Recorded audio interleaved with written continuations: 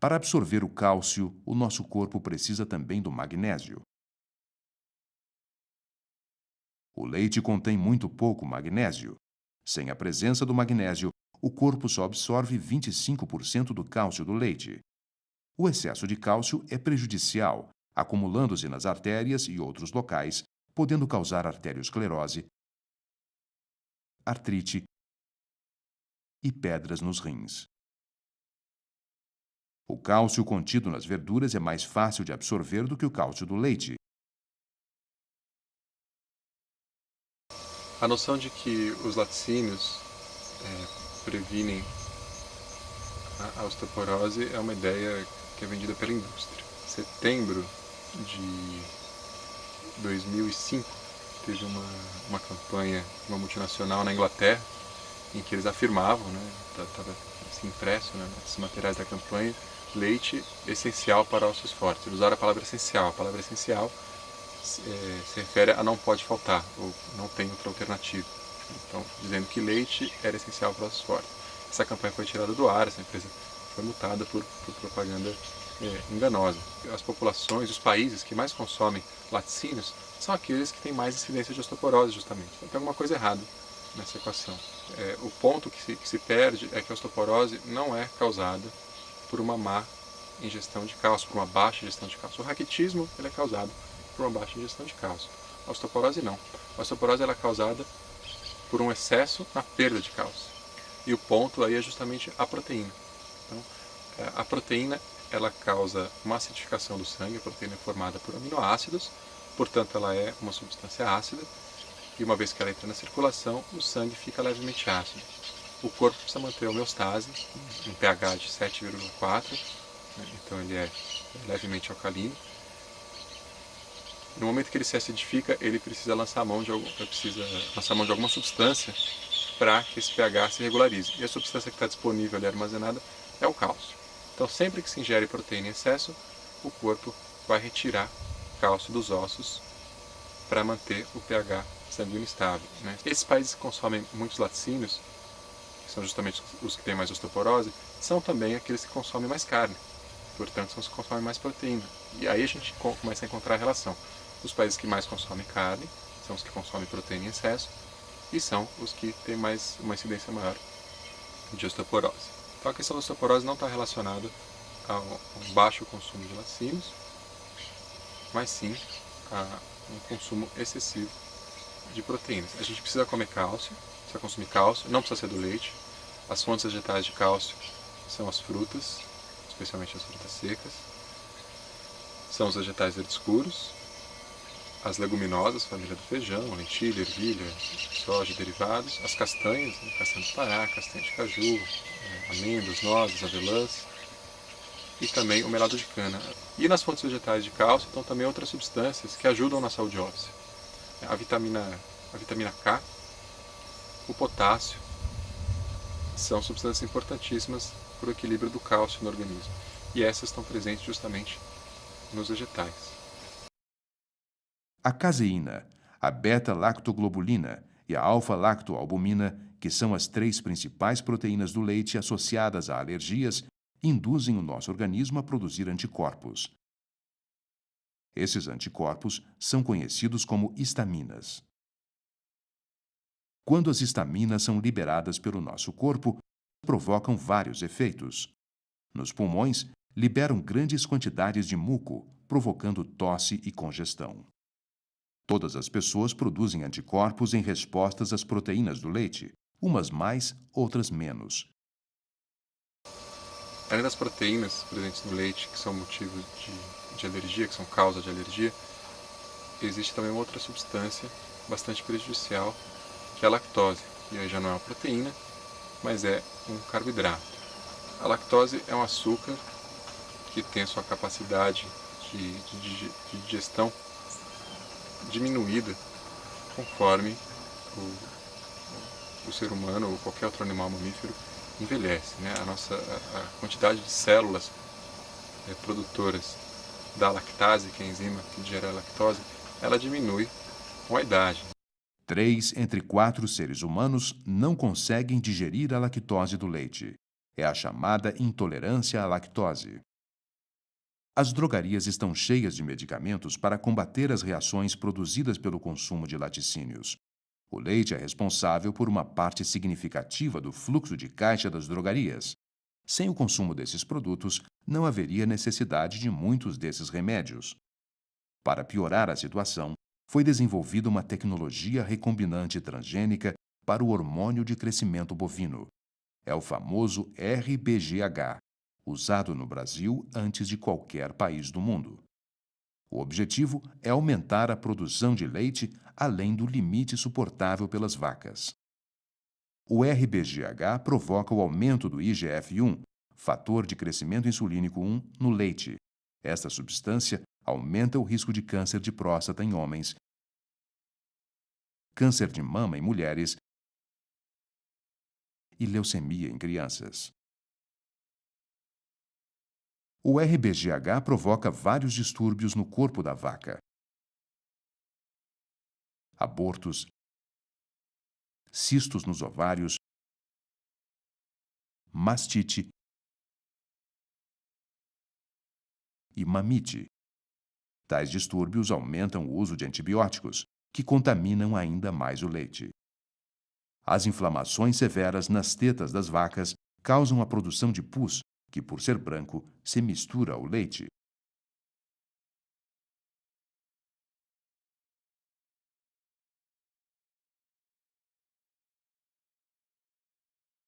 O porco tem a fama de animal sujo, que faz sujeira. Mas, na verdade, quem faz essa sujeira é o homem, que escraviza estes animais para se intoxicar com a sua carne. Vale então a pergunta: quem é o porco? O prisioneiro do chiqueiro ou quem faz o chiqueiro? O que não se tinha até agora, nos últimos 10 anos, é essas informações reunidas.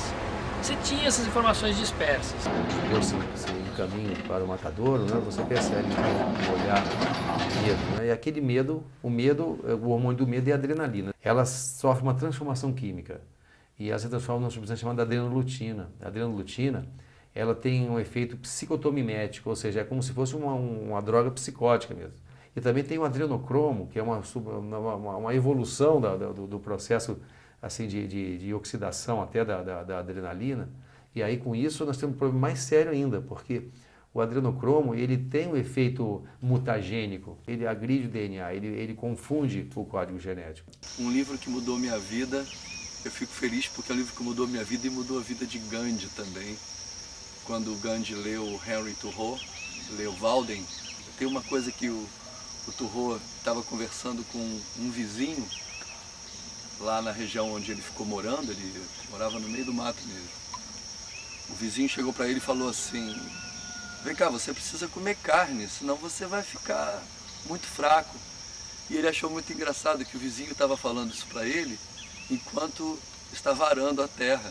E quem puxava ele e o arado eram dois bois que comem verde, que comem grão. Se você não fizer isso por bem, né, se você não substituir, se você não fizer a passagem dos alimentos de origem animal para os alimentos de origem vegetal, a vida, a natureza vão te forçar a fazer isso invariavelmente. Não tem saída, né? Ou você vai porque você quer, vai pela inteligência, vai pelo bom senso, ou você vai porque a UTI vai obrigar você a fazer isso, né? Até quando insistiremos em artificializar os sistemas naturais, tratando as plantas e os animais como máquinas? O homem é o único animal que, sendo parte da teia da vida, não se sente parte dela. Nenhuma outra espécie do planeta destrói aquilo que lhe é absolutamente vital. Só o homem consegue esta façanha.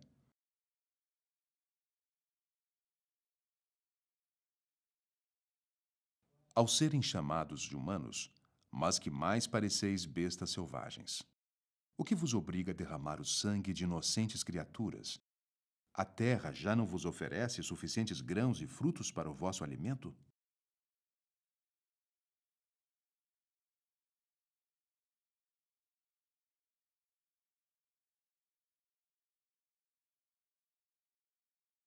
Eu deixei de comer carne por compaixão aos animais. faz 6 anos, mas eu já não era muito consumista de carne antes e já me sentia mal por isso há muito tempo, até que um dia eu resolvi dar um basta aos poucos.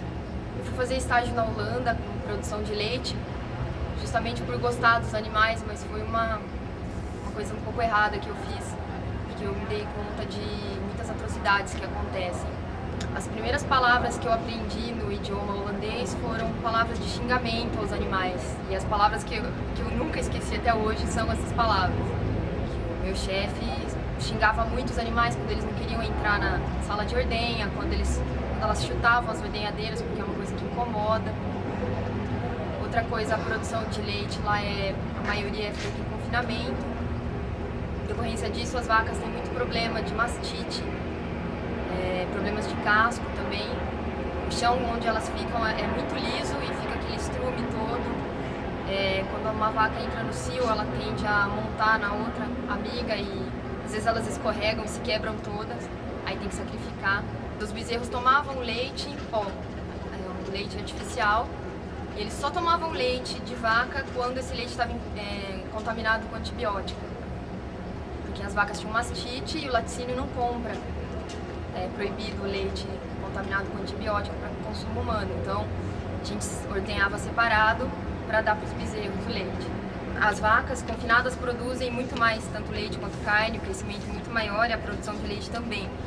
Só que isso tudo às custas de soja que vinha do Brasil. Eu gostava muito do contato com os pequenos, né, com os bezerros.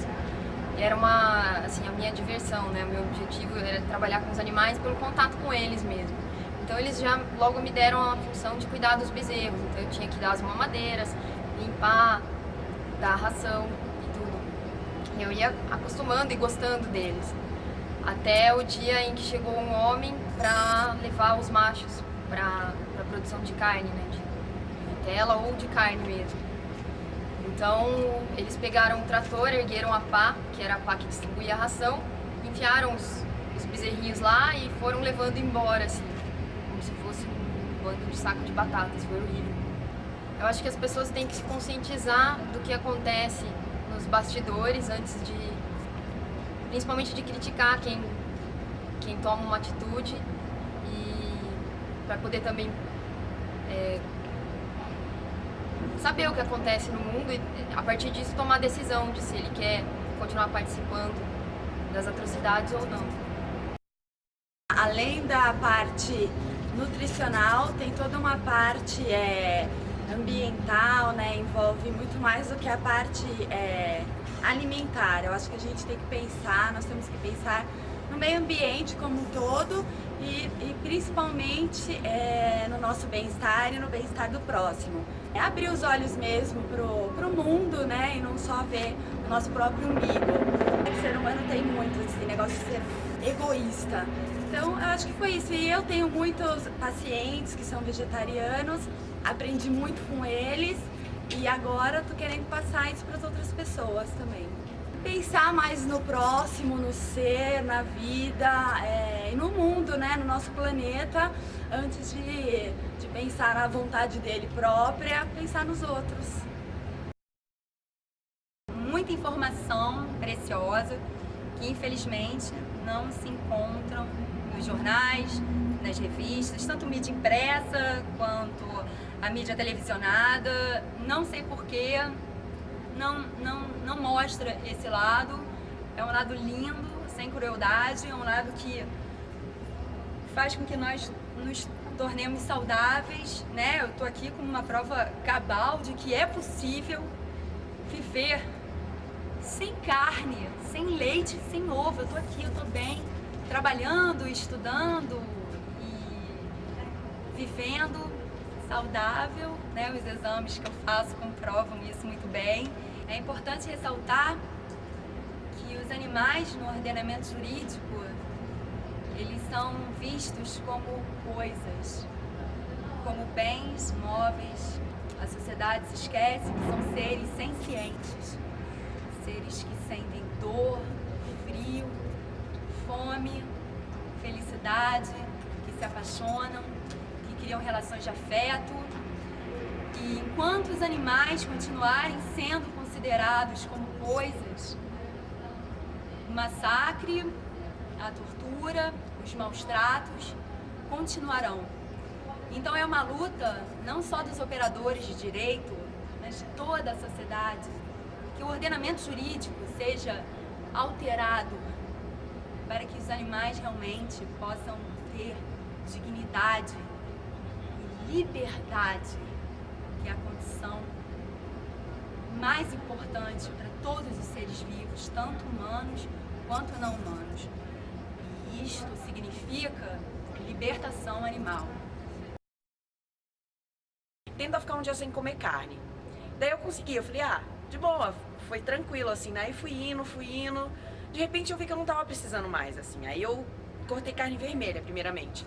Aí eu peguei e falei, não adianta cortar só um tipo de carne, né? Falei, vamos parar com tudo. Bom, eu nunca vou ser uma vegetariana se eu ainda tô fazendo algum tipo de vida animal morrer, né? Falei, não, vamos parar com tudo. E assim, hoje eu já me acho bem mais forte, eu não sinto mais vontade. E eu acho que eu tô indo no caminho certo. Eu me sinto mais limpa, mais leve. Eu acho que até o meu humor foi afetado. Eu acho que foi uma contribuição maravilhosa pra minha vida, pro meu corpo, pra minha cabeça também. Foi muito bom, muito bom. Eu acho que a minha parte eu já tô fazendo. Eu quero tentar ajudar o máximo que eu conseguir a proteger os animais, assim. É uma causa muito maior que a maioria das pessoas desconhece. Eu sou vegetariana há 2 anos e meio, mais ou menos. Hoje eu sou vegana e eu acho errada a violência com os animais, eu acho essa crueldade desnecessária. E, assim, os benefícios para a saúde já estão mais que provados e constatados. Primeiro, por essa violência, eu não queria participar disso, toda essa energia negativa que se forma com o consumo da carne, e depois pelos animais, pela minha saúde, pelo bem-estar do planeta, né? Porque tudo influencia. Por isso. Saúde, as pessoas estão acostumadas a achar que é só uma ausência de doenças. Saúde, na verdade, é um estado sutil de sublime radiância, no qual você transborda alegria, bem-estar e conforto.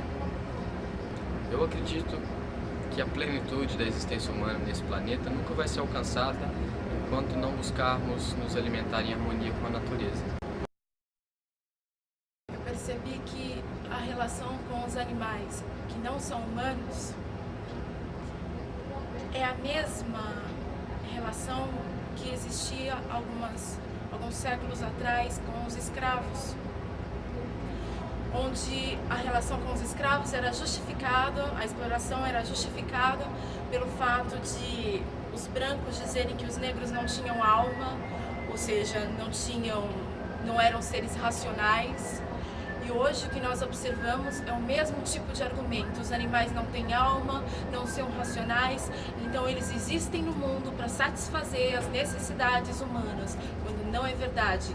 Cada ser que existe nesse mundo tem as suas necessidades próprias e não existem para servir os nossos desejos. Eu queria finalizar com uma frase do Paul McCartney e da Linda McCartney, que é assim: todos os abatedouros tivessem parede de vidro, todos seriam vegetarianos. Se considerar na marcha histórica a libertação dos escravos, a libertação das mulheres, libertação sexual, libertação das crianças, então a libertação animal é algo que está começando a florescer no nosso contexto contemporâneo.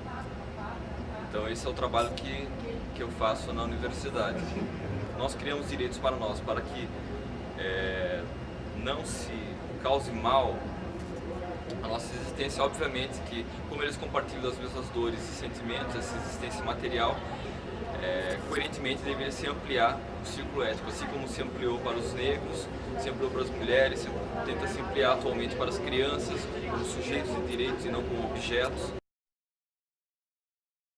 Então, eu comecei a rever todos os meus conceitos, assim, que estavam meio incoerentes os meus atos. Eu não podia falar, gente, vamos preservar a Mata Atlântica, vamos preservar o Cerrado e continuar comendo carne, porque é o que mais devasta a Amazônia. E aí eu comecei a rever e falei, Aí comecei a pesquisar, comecei a ver como é que era feito para chegar a carne na minha mesa. E aí comecei a achar que estava meio incoerente e resolvi parar. Me tornei vegetariano pela primeira vez aos 13 anos, ovo-lacto vegetariano na ocasião. E nessa ocasião foi por motivos de uma leitura que eu tinha feito de um livro de yoga, do Hermógenes, que me influenciou bastante. E a partir daí me tornei vegetariano. Só que foi muito difícil manter-me vegetariano e em 2003 retornei depois de uma experiência de um curso de meditação Vipassana.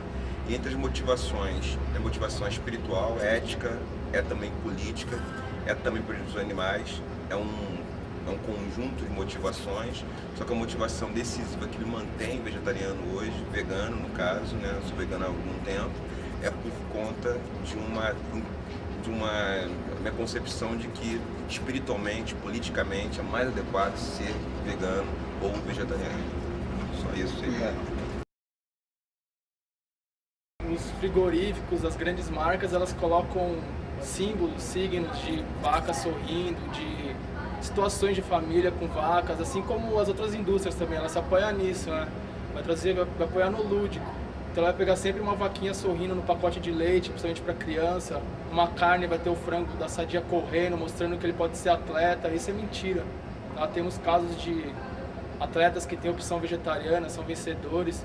Então vale, voltando ao que eu estou falando, a pesquisa, ver que existem pessoas que conseguem vencer com essa opção alimentar. E ela sempre foi escondida porque a informação foi do poder. Hoje está acontecendo uma mudança, tá? A informação está saindo pelos meios novos, tá? Então vamos usar deles para se informar e conseguir a libertação própria dos animais também. Um pouco pela publicidade, assim, que ela esconde muita informação. Você nunca vai ver na embalagem como é fabricado um produto. O que ele tem, não só no meio animal, quanto as químicas que colocam no solo, na nossa agricultura. Então, queria assim deixar um recado para as pessoas se informarem mais, acessarem mais sites na internet, lerem muito, que isso traz a liberdade humana que o mundo precisa junto à liberdade animal.